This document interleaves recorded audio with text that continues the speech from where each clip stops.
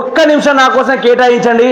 రేవంత్ రెడ్డి చెప్పిన మహిళలకు ఇచ్చిన హామీలు ఎగ్గొట్టిన సీఎం రేవంత్ రెడ్డి కాంగ్రెస్ ప్రభుత్వం అని పెద్ద పెద్ద అక్షరాలతోటి వీడియోలు ఏమన్నా పెడితే దాన్ని దొరకబెట్టుకొని మీ గురించి ఎక్స్ప్లెయిన్ చేయడానికి వచ్చిన ఈ వీడియోని 10 రోజుల నుంచి కాదు 10 నెలల నుంచి ఎత్తుకుతున్నా.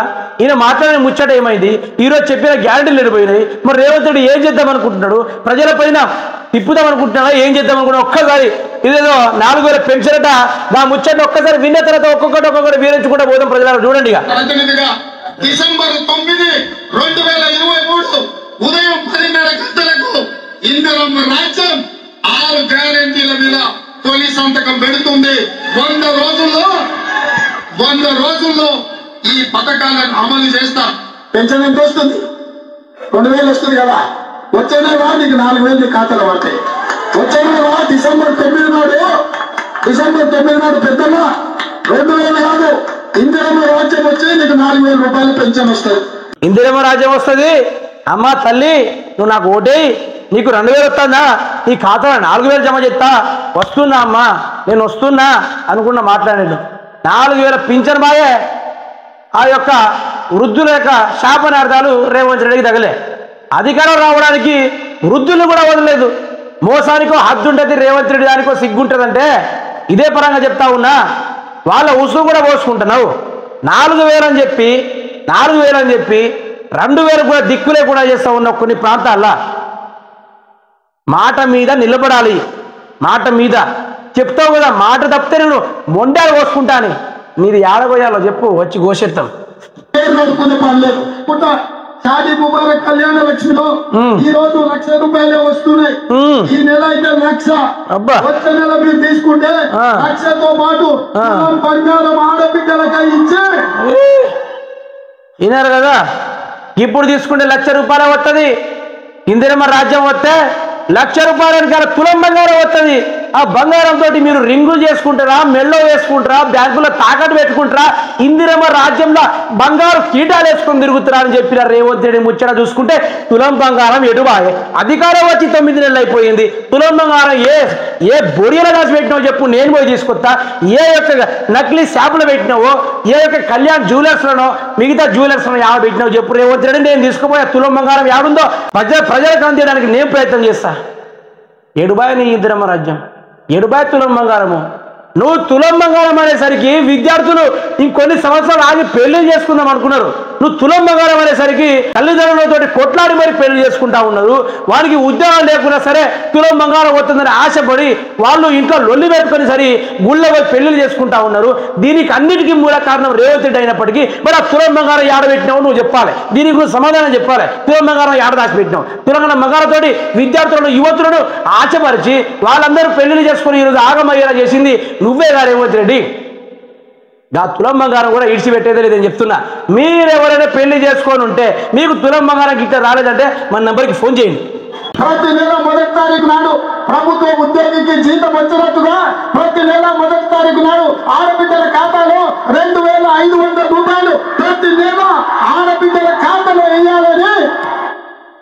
నువ్వు కట్టుకున్న రుమాలే బాగానే ఉంది, ఆ ప్రజలు ఒర్రుడు బాగానే ఉంది, నువ్వు నిజంగా ఇస్తావని నా ఇంట్లో నుంచి కూడా 5 ఓట్లు వేసినాయి కదా నీకు. అదే మహిళలకు 2,500 నెలకు 1వ తారీఖు రాగానే టింగ్ అని మోగుతుందంటే నిజంగానే బండి ఈఎంఐ పోతుంది, నా పెట్రోల్ ఖర్చు వెళ్ళిపోతుంది, స్టూడియో సెటప్కి వెళ్ళిపోతుంది, పనిచేస్తున్న వాళ్ళకి జీతాలు పోతే నేను కూడా ఆశపడి మా వాళ్ళతో ఓటేయించిన. మరి ఏమైంది నీ 2,500? 1వ తారీఖు ఎటువాయే? నీకు గుర్తు రావడం లేదా? మరి ఢిల్లీకి నేను పదే పోతున్నా, బడ్జెట్ తీసుకొస్తున్నా అని చెప్తున్నావు. మరి ఇది ఎందుకు అమలు చేయలే రేవంత్ రెడ్డి? ఎందుకు అమలు చేయలే? ఏం శాత కాలేదా? లేకుంటే పర్సనల్గా యూజ్ చేసుకున్నావా?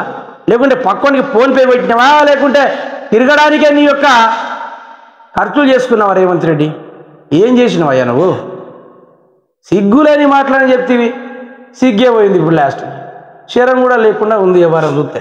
చంద్రశేఖరరావుని నెల పొంద పెడితే వచ్చే నెల నుంచి మీకు అందరికి ఇందిరమ్మ ఇల్లు కట్టుకోవడానికి, ఇల్లు లేని ప్రతి పేదవాడికి, పెళ్ళైన ప్రతి పిల్లగానికి ఇందిరమ్మ ఇల్లు కట్టుకోనికి.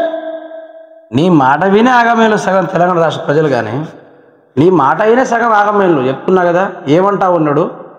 పెళ్లి చేసుకున్న కొత్త పిల్లలకి ఇండ్లు ఇస్తా, వృద్ధులకు ఇండ్లు ఇస్తా, అర్హులైన కుటుంబీకులకు ఇల్లు ఇస్తా, నువ్వు ఏం చేయకు.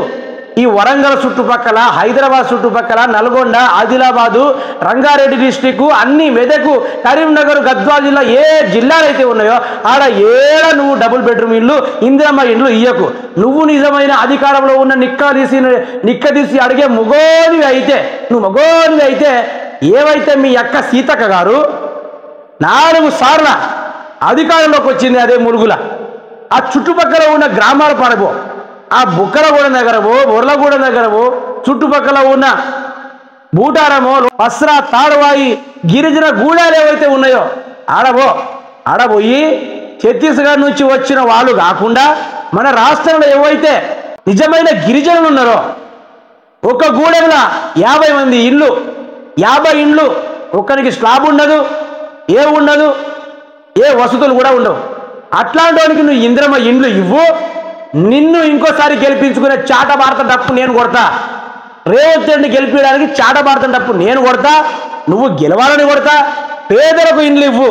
ఏటునాగారం ములుగు ప్రజలకు, గిరిజన ఆడబిడ్డలకు, మగబిడ్డలకు నువ్వు ఏవైతే ఇప్పుడు అన్నావో పెళ్లిళ్ళైన కొత్త వాళ్ళకు కూడా నేను ఇండ్లు ఇస్తా అంటున్నావు కదా, ఆ ఒక్కసారి శ్రీధర్ బాబు నియోజకవర్గము, సీతక్క గారి నియోజకవర్గము చుట్టుపక్కల తిరిగి వాళ్ళకి ఇండ్లు ఇవ్వడానికి ప్రయత్నం చేయి. నేను డప్పు సంఖ్య వేసుకొని, డోలు సంఖ్య వేసుకొని మామూలు ప్రచారం చెయ్య. నేను చెప్తున్నా కదా, నువ్వు రైతు బంధు ఇవ్వకపో, ఇంకేమైనా ఇవ్వకపో, నువ్వు వాళ్ళకి ఇండ్లు ఇవ్వు. నువ్వు నిజమైన మగోను అయితే ఇండ్లు ఇవ్వు.